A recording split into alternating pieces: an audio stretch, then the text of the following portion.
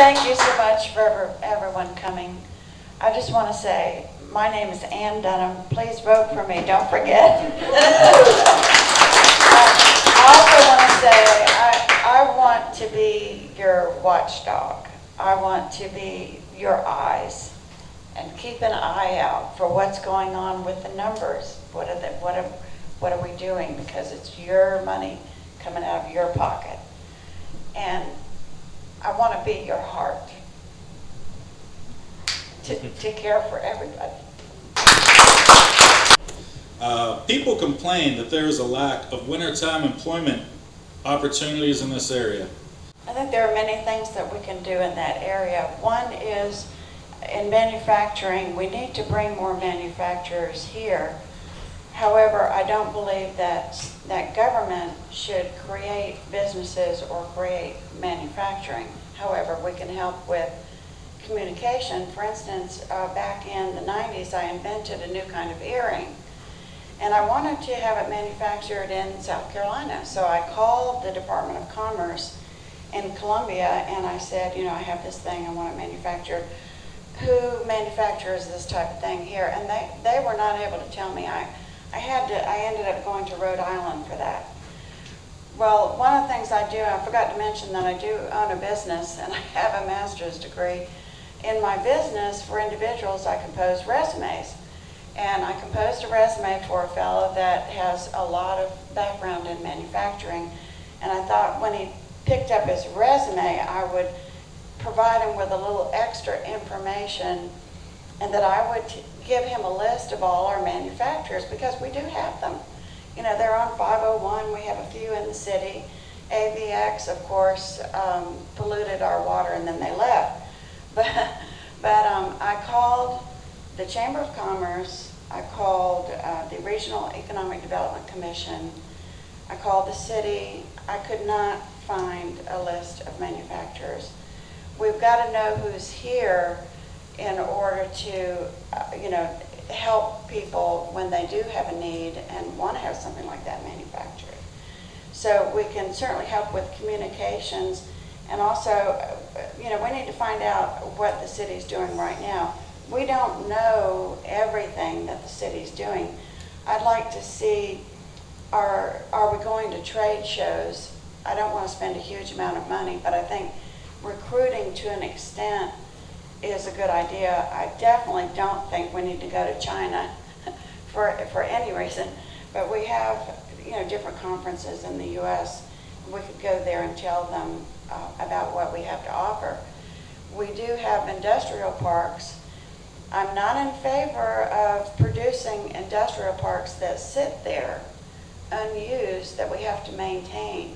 So I think we have to be very careful with that and watch our money in that regard. We could also look into business incubators. There's some talk about doing that on Carver Street and Charlie's. And when I read that, I thought, that actually sounds like a good idea. The city is not, they do come up with some ideas occasionally. So we can look into that. And so that's something that I think, together that we all definitely need to focus on year-round jobs. If you could change only one thing about Myrtle Beach in the next 2 years, what would it be? I'm going to say change our image. But that's kind of cheating because that incorporates so much, but that's what I'm saying. Myrtle Beach. So we're known now as Myrtle Beach. That's just great. So over the next 10 years, we're not going to turn that around overnight. It's going to take time. We have to earn back respect. We have to earn back our visitors. The best way to improve business and have higher occupancy is if you have people that are satisfied and they're repeat customers, they come back and they refer other people. So that's something that we have to work on. And I'm not sure that the current city management is going to be able to address all the issues that we talked about.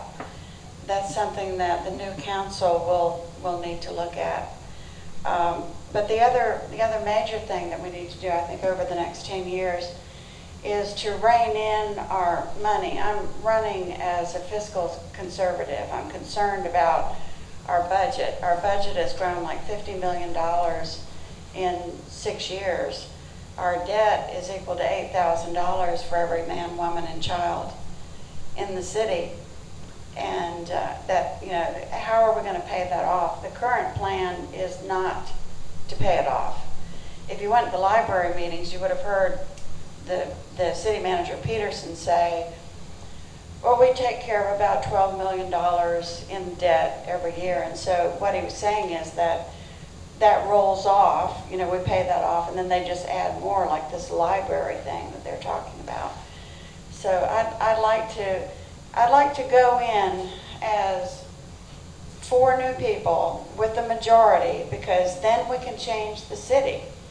If we don't, then we're going to have, if there were 2 or 3 people, we're going to have 2 or 3 people voting for change on the council, and then the rest of it's going to be same old, same old. We're not going to be able to change the city manager who's hired by the council unless we have 4 new ones. So with these 4 new, what I'd like to see is that we go in and we establish our benchmarks. Well, what are the metrics going on right now? How many lawsuits do we have right now? How many deaths have we had in the ocean, which this year it's a lot better than last year. It was terrible. And thank goodness we haven't run over anybody on the beach lately. But, financially, what exactly is going on now? How can the money that we have be rearranged within the city budgets to do even more? What the city will say, and I've heard at meetings, is we can't go down on the taxes because we'd have to cut services. Oh, really? If you rearrange what you're doing and put priorities in a different place, then, you could do better. So that's really, I think, one of the major areas that we should all look at is the money. It's your money. Over Father's Day weekend, people complain that we lack enough police presence in the city. Would you agree with that statement? And if so, how would we acquire a better or more efficient presence? I had a police officer say that one of the problems is a morale issue, because the city has a policy where we let people retire, they receive their retirement pay, and then they come back. I call that boomerang. I don't know what the technical term is, but we have boomerang people all over the place now, so they're collecting 2 paychecks. But in our police department, and they do that with other police departments as well in other cities. But here, when they come back, they have the ability to come back at the same level and the ability to move up, just like they never left. And so what that does is it clogs the system, and people don't have an opportunity to move up, and so they're more apt to, we're more apt to have invested in them, train them at the academy, and then find that they've left to go somewhere else because they can't move up. Speaking of the academy, one of the problems that I've heard is that it's difficult to train the police officers because the academy's so full. I don't know if it would be possible. This is one of those things where I'd like to ask and find out. Is there some way that we could help or encourage the state to open up an academy in this area, on this side of the state? So that's one possibility there. I think that there's been a good change in the way of security since Father's Day, in that many more officers are on the street. We've had fewer problems, but it's just such a shame that the current administration, and this goes up to the city manager and also to the council members, that they let it get this way. It's like at the library meeting, Peterson said that the library roof is leaking. They let the roof leak to the point where it's moldy, and then we have a problem with crime downtown, which of course they take no credit for that developing. It didn't happen overnight. And so therefore, the answer is to put the library in the crime area. And it just, you know, when you really think about the overview of what they're doing, so it just makes no sense. We've got to change. Another related question is, how do you feel the barricades on Ocean Boulevard have impacted Myrtle Beach since the Father's Day shootings? Has it been positive, negative, a mix? Would you keep them? There you go. What can you say? How can I add to that? I don't think any of the barricades stopped any bullets that I heard. Or made any arrests. Yeah. Switching gears slightly, we're going to start with Ann this time. The TDF. Should the TDF stay in effect? If so, where should the money go? I'm not sure if everyone knows, TDF is Tourism Development Fee. It was a law that was passed in 2009, and it's a 1% tax on everything you buy. That's why some people at Carolina Forest won't come here to eat, because they don't want to pay that tax. Or they'll go to the Lowe's to get their hardware and their appliances and all in Surfside, so they don't have to pay that extra 1% tax. So it's actually driving away, I think, some businesses. But we have it, you know, we've had it since 2009, and the process right now where it is that the legislature has approved it at the state level to be renewed until 2029. So council, according to that law, has the ability to either call for a referendum or to vote like they voted it in to begin with a supermajority, which means they need 5.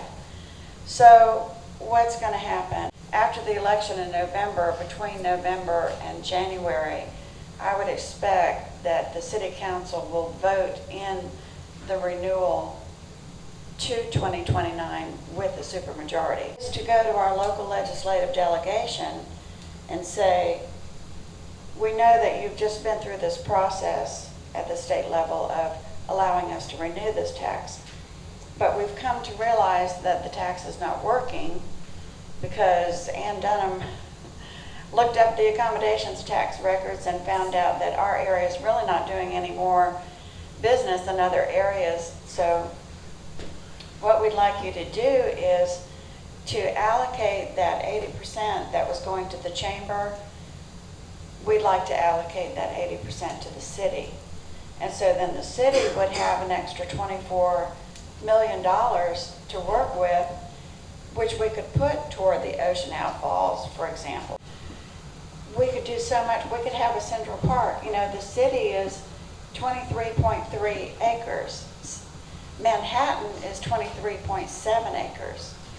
We could have our Central Park right in the center of the city. The people would come from all over the country to go to this beautiful Central Park.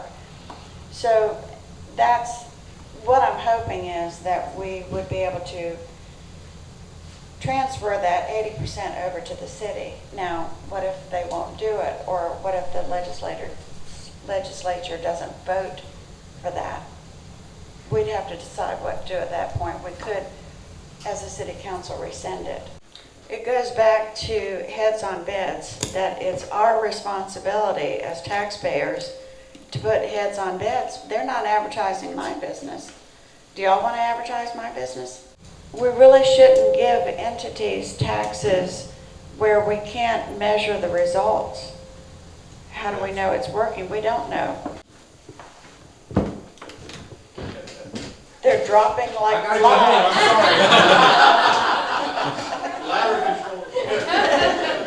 My grandparents came from Sweden, so I'm half Swedish. And no, they don't all have blonde hair. I was born with really dark hair, and I haven't seen it since the 70s, so I don't know what it looks like. But, it's a tough situation. I would defer, as a city council person, I would defer to the law. I think that whatever the laws are, we might not agree with all the laws, but as a city council woman, I've got to see that our city enforces the laws.